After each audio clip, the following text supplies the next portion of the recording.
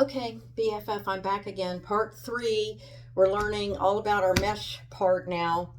And I'm just, because I should do this, I am using the Tote pattern by Nancy Oda Patterns. And I am working on version A of the bag, which I should have said from the very beginning. But I brought that to your attention because if you are looking at the patterns that you have for that, we've gone all the way through page 1. We are not using page 2, so completely disregard page 2 for this particular tote bag. What we're going to do now is we're going to her page 3 of the instructions.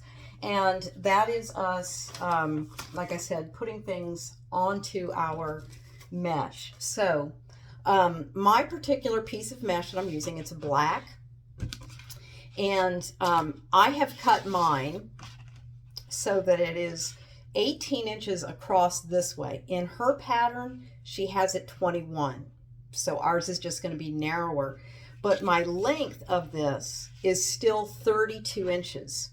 What you need to do now is you need to find the middle of your mesh. So you can do like I do, and you can fold it in half, which is, I've already done this, and you can crease it and then put a pin at the crease.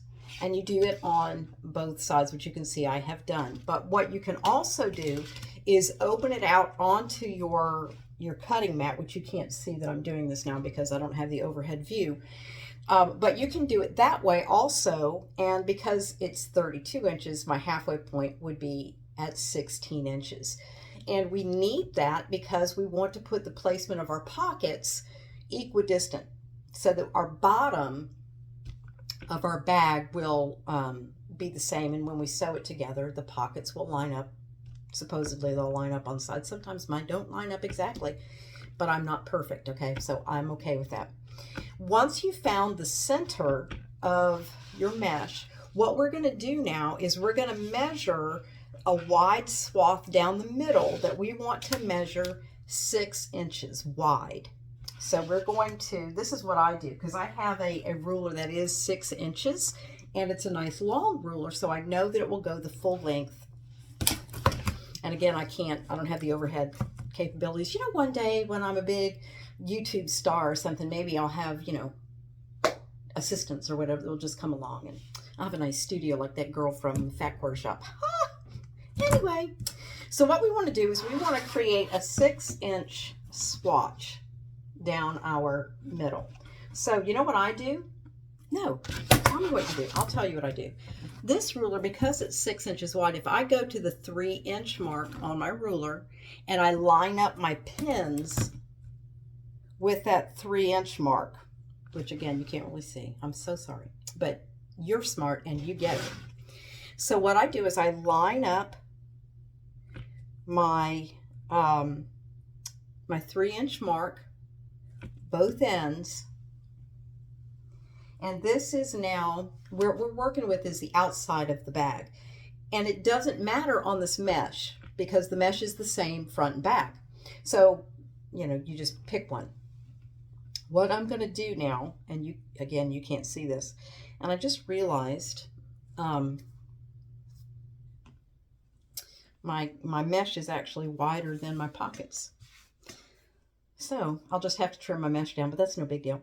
But what I'm doing is, remember I said that I lined up my 3-inch? What I'm going to do now with both of my pockets is, with my ruler laying on the mesh, I'm going to butt this up next to the edge of my ruler, and then that will give me equidistant on my pockets for both sides.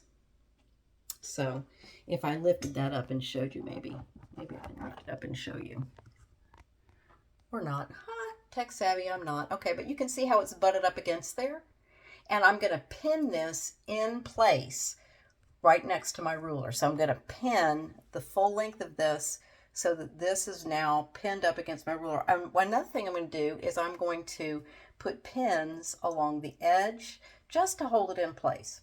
So I'm going to go do that, and then I'll show you the finished product and what that looks like when I get done. So be right back. Alrighty, so now I have pinned, you can see I have pinned, and there's 6 inches between my 2 pockets. I pinned along the bottom, and remember when we top stitched our pocket, remember that this top stitched part is the top of your pocket.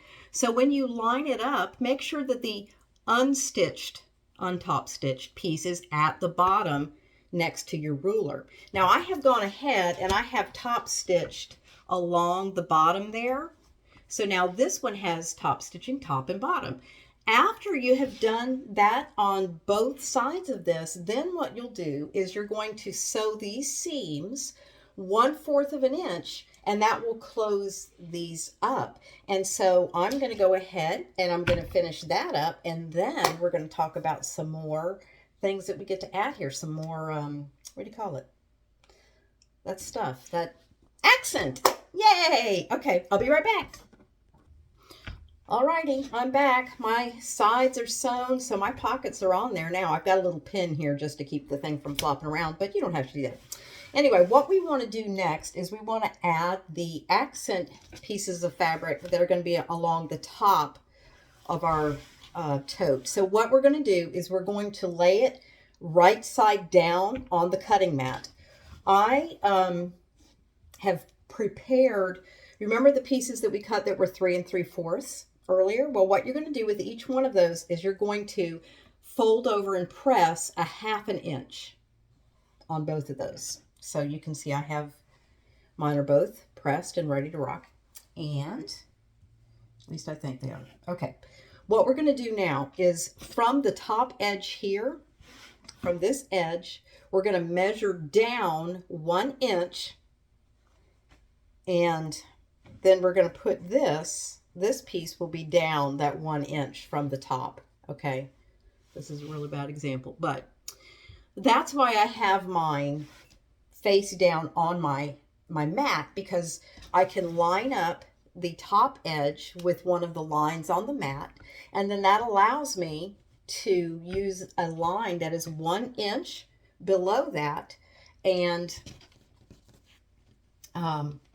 put my piece all the way across. You can measure down 1 inch any way you want to, however works best for you. That just happens to work best for me. So then I'm going to pin all the way across there, and I'm going to stitch 1/4 of an inch from the raw edge. So I'm going to go ahead and take care of that before we move on to our next part. Okay, so be right back. Okay, I just wanted to take a minute and show you that I have pinned it from side to side. Again, remember these pieces, I knew that these accent pieces were longer than I needed, and that's okay because, you know, like I said, we can trim them off after we've gotten this whole piece sewn together. And another thought I wanted to share with you, in the last video, I mentioned to you that my mesh was wider than I thought it was.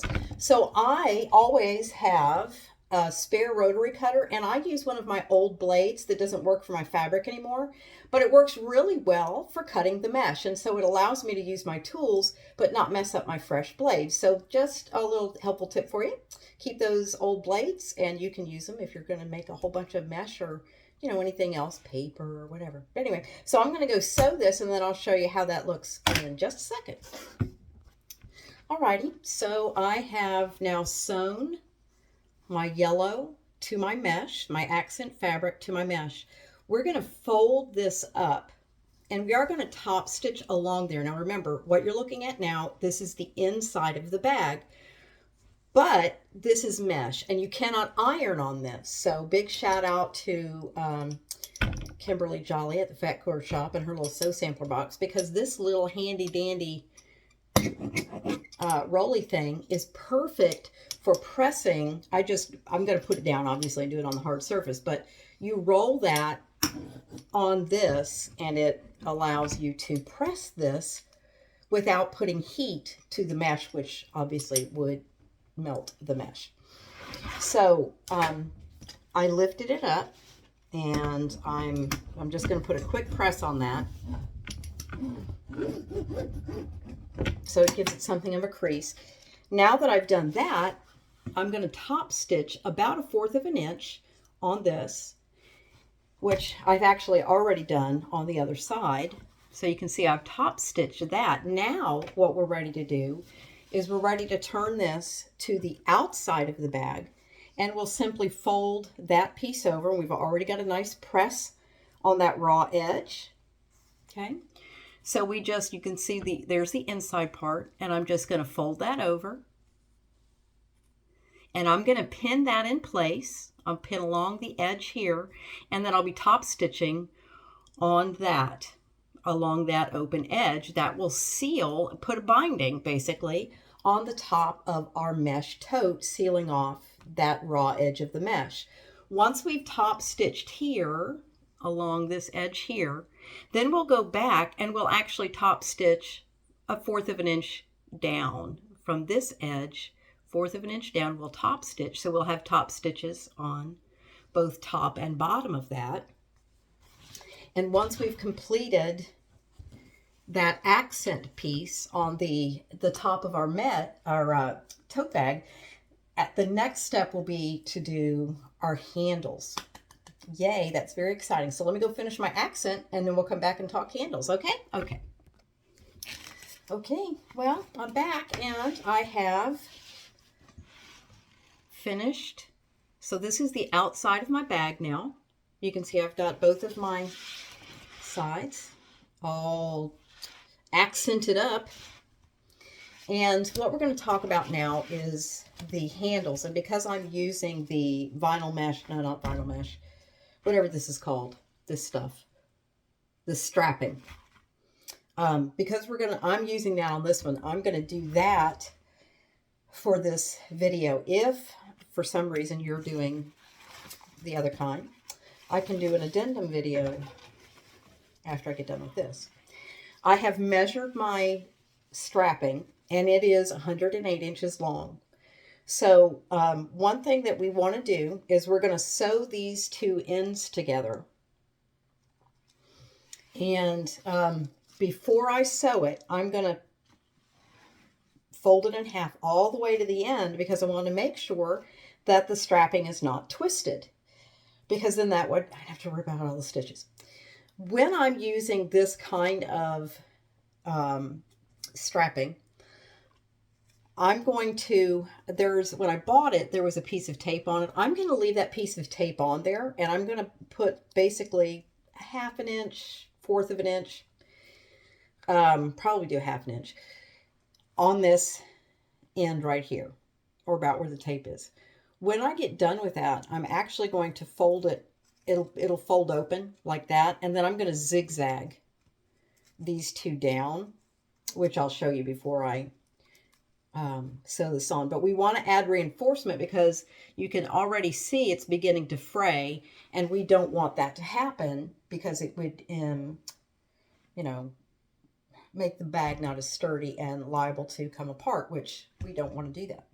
We want them to be used for a long, long time. So let me go take care of that, and then I'll talk about how to measure where you're going to place it on your bag, okay?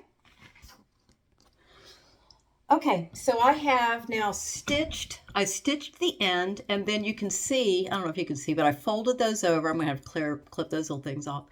But then I zigzagged on both of those just to help me reduce the fraying.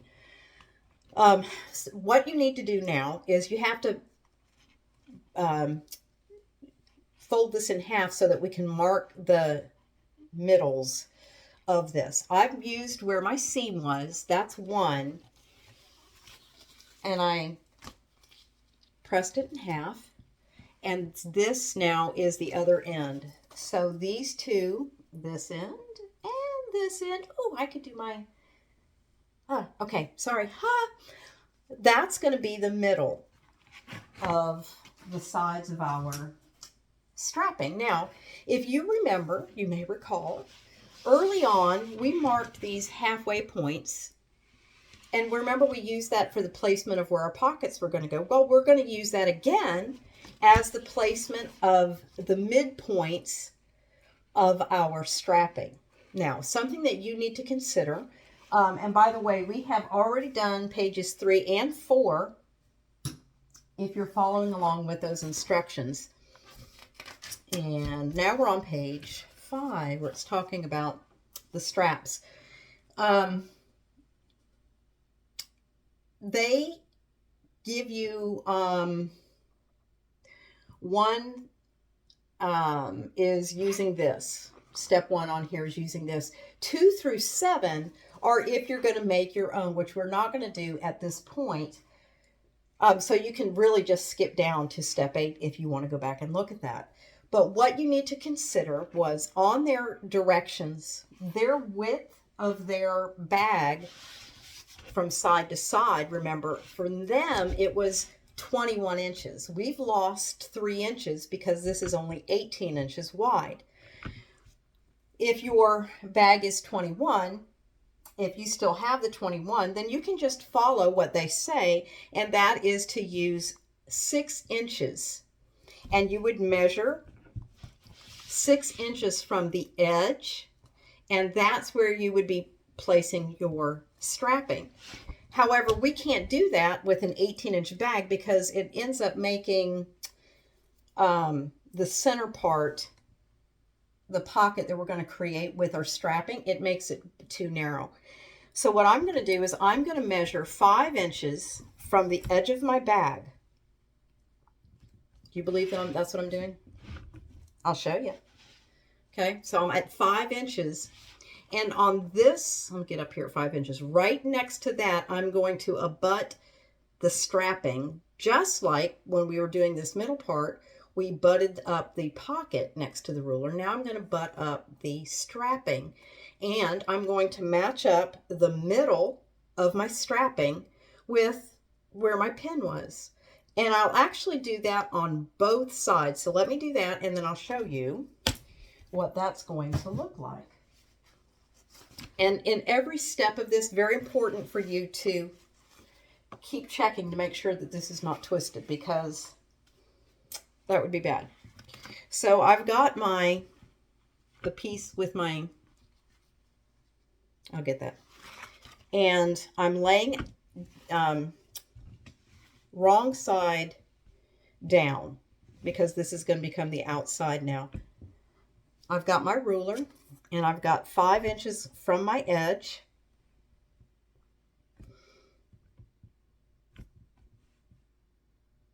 And I'm lining it up. And I'm going to check and see if that's going to give me what I want. But I have to have my pins first. And there's something that I want to point out to you after I've kind of gotten this in place for you to get an understanding of where you might want to place your strapping. Okay? So just for now, I'm just kind of putting some pins here. Ooh. Okay. Yeah, this is going to be the complicated part. There's a distance. Man, Kimberly, I could use all of your fancy schmancies. This strap, we're going to actually stop before we get to the accent. So we're actually going to only pin. They measured 3 inches down from the top edge. So from the top edge over 3 inches. And that's where they stopped their, where they're going to sew. So that'll mark where you're going to stop sewing and then reverse and go back the other way. So let me take a break with you and get this pinned up, and then we'll do some more talking about it. All right, I have finally finished pinning. You don't even know how long I was gone, but my goodness, it felt like forever. So what I've done is I have pinned both sides of my strapping. And you'll notice at this end, both ends are the same. I stopped 3 inches down from the top. That's where I'm going to basically turn the stitching around. And I have a bag that's already completed, and I thought maybe I could try and show you. This one I thought might, even though it's fabric straps. But you can see basically how I've done is I've come up and gone over, and I created that little X there because that adds stability. And then I would just go back down the other side. When I'm stitching my straps on, I always start on the bottom of the bag. And so what I'm going to do is I'm going to stitch, and I'm going to stitch up, and I'm going to come up to this point up here. I'm going to make my little X, and then I'll come back down, and then that will send me up this side. I'll make my little X, and I'll come back down to the middle where I started, and then I will flip it and do the same thing again. Start in the middle, stitch up, make a little X thing, come down all the way, make a little X thing, and then come back again to the middle. And I will do that, and then we will we'll pick up, because this is already like over 20 minutes long. That's a long video. So I'm going to go ahead and take care of that, and when we come back, the next video will be about the finishing of the project. But one thing I did want to mention to you is that I have changed threads, and that is completely up to you if you want to change thread colors. I top stitched part of it in black. I stitched top stitched some in yellow. When I was just doing my basic piecing of my pocket, I was just using my regular old off-white. Now that I'm going to do my handles, I will generally use the same color of thread on my handles. I could go back and use yellow, I could use black, you know, I can use whatever I want to, but I generally match the thread color to the color of the handle. But when I get back, I will have my handles completely sewn on, and we'll be ready to finish this bag up. Okay, see you in a few.